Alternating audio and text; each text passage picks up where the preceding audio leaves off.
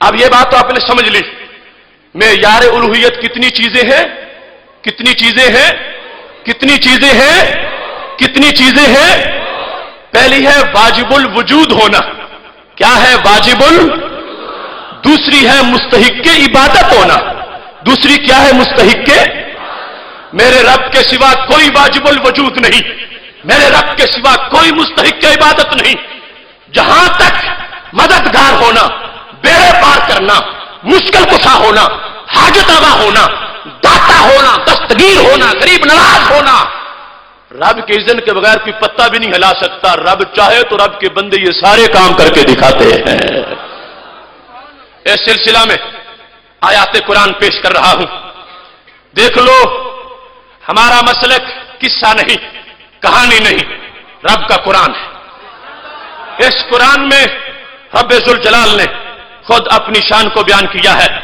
خالق کائنات جل جلالہ کا فرمان ہے سورہ محمد صلی اللہ علیہ وسلم میں، رب ذوالجلال نے اس مقام پر ارشاد فرمایا ہے، پارہ نمبر 26 ہے، سورہ محمد صلی اللہ علیہ وسلم ہے، آیت نمبر 7 ہے۔ یہ میرے رب کا قرآن ہے۔ یا ایھا الذین آمنوا ان تنصروا اللہ ینصرکم وَيُثَبِّتْ أَقْدَامَكُمْ، اے ایمان والو، اگر تم اللہ کے دین کی مدد کرو گے اللہ تمہاری مدد کرے گا۔ کیسے؟ یثبت اقدامکم، رب تمہارے قدم ثابت رکھے گا۔ یہ رب کی توحید ہے۔ ثابت قدم کون رکھتا ہے؟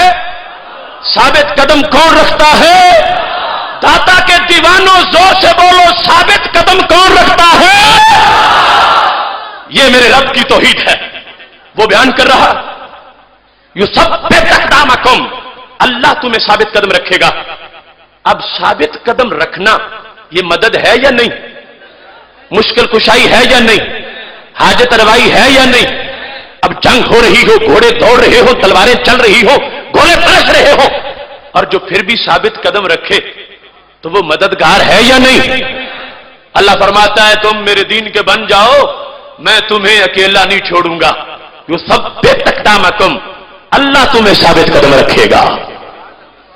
اب جن لوگوں کے نزدیک معیار الوہیت مددگار ہونا ہے تو معیار الوہیت تو رب کے سوا کہیں بھی پایا جائے گا تو شرک ہوگا۔ یہ بات تو واضح ہے نا، جو معیار الوہیت ہے اگر رب کے سوا کسی دوسری ذات میں پایا گیا تو اس سے شرک لازم آ جائے گا۔ لہذا اگر کوئی دوسری ذات مان لی جائے کہ جس کو بھی ثابت قدم رکھنے والا مانا جائے تو پھر ان لوگوں کی تعریف کے مطابق کیا لازم آئے گا؟ بولو کیا لازم آئے گا؟ چونکہ اللہ ثابت قدم رکھتا ہے، اگر اللہ کے سوا اس کا اگرچہ اذن ہو مجازن بھی اگر کسی کو ثابت قدم رکھنے والا مانا گیا تو ان لوگوں کے لحاظ سے کیا بنے گا؟ کیونکہ انہوں نے تو معیار الوہیت مدد کو بنایا ہوا ہے اور ثابت قدم رکھنا مدد ہے، لہذا ان لوگوں کے نزدیک شرک بن جائے گا۔ لیکن حوصلہ رکھنا، ہمارا شرک نہیں ہے، ہمارے قرآن کی بتائی ہوئی توحید ہے۔ تیسرا پارہ رب ذوالجلال کیا ارشاد فرماتا ہے، بلکہ 9ویں پارے کے اندر خالق کائنات نے اس حقیقت کو واضح کر دیا ہے۔ رب ذوالجلال اس بات کو بیان کر رہا ہے، سورہ انفال ہے اور آیت نمبر 12 ہے۔ رب ذوالجلال ارشاد فرماتا ہے، اذ یوحی ربک الی الملائکہ انی معکم فثبتوا الذین آمنوا، جب وحی کر رہا تھا رب تمہارا فرشتوں کو، کیا فرشتوں میں تمہارے ساتھ ہوں، تم نے کیا کرنا ہے؟ فثبتوا، ثابت قدم تم نے رکھنا ہے۔ یہ قرآن ہے، فثبتوا الذین آمنوا، فرشتوں ایمان والوں کو ثابت قدم تم نے رکھنا ہے۔ یہ کب کی بات ہے؟ یہ بدر کی بات ہے، بدر کے میدان کی بات ہے۔ رب کہتا ہے فرشتوں تم نے ثابت قدم رکھنا ہے۔ یہ قرآن ہے، جس قرآن نے کہا رب ثابت قدم رکھتا ہے، اس نے کہا رب کے فرشتے بھی ثابت قدم رکھتے ہیں۔ اب جن لوگوں نے معیار الوہیت مدد کو بنایا وہ اس کا کوئی جواب نہیں دے سکیں گے، کیونکہ فرشتوں کو رب وہی نام دے رہا ہے، تو میں بھی رکھتا ہوں، تم بھی جا کے رکھو۔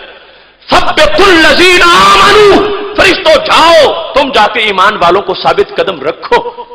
اب سوچنے کی بات یہ ہے रब ने फरिश्तों को यह क्यों कहा?